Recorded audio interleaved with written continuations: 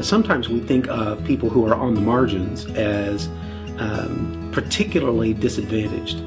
And so we talk about them as people of great worth who have something to offer us, and especially our students, which is a perspective on the challenges that they face day in and day out.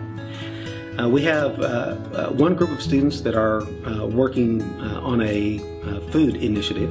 What we've seen in South Dallas is that there are substantial food deserts. 2 Minyard stores that serve a very broad geographic area, and so there's not access to fresh vegetables and fruits, and so one of our teams is looking at that particular problem.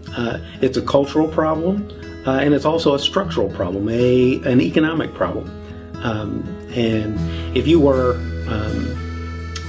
a person who's living on the margins and had no transportation, it would take you an hour and a half or 2 by bus to get to a grocery store that had fruits and vegetables.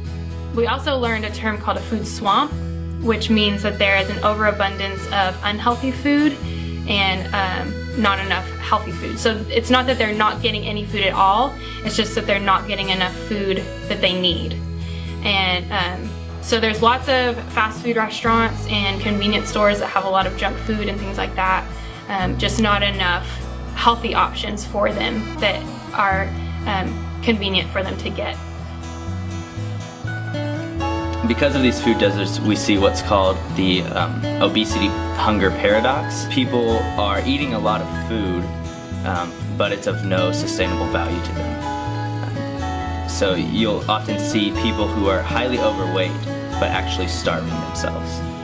These people are filling themselves with chips and with sodas and with snack foods and fast food that does not support their lifestyle.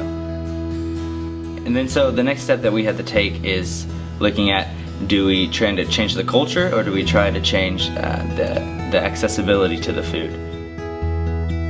So right now what we're doing is creating a pilot for what we're wanting to do, and so we're probably going to go to one of the community parks in the area, and they have an after-school program there. So we're going to try to go and probably do about a 3-day cooking class for kids. And then PepsiCo, they have a Food for Good initiative, and they decided to donate a food truck to us that we will use to turn into what we're calling a mobile learning lab.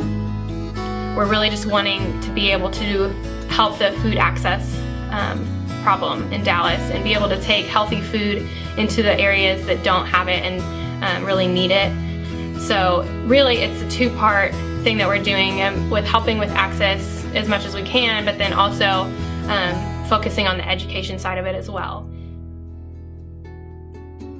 And I believe that our students on the Justice and Urban Studies team have discovered that the problems are really big, very complex. They're discovering that change will not be something that they bring to these very broken places. What they will bring is hope.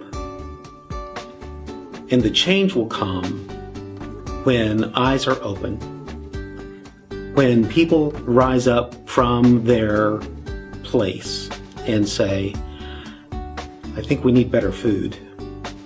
And when there is a groundswell, when people will demand access to better food, we'll see real transformation happen in Central and South Dallas. And these students will have been a part of something truly remarkable.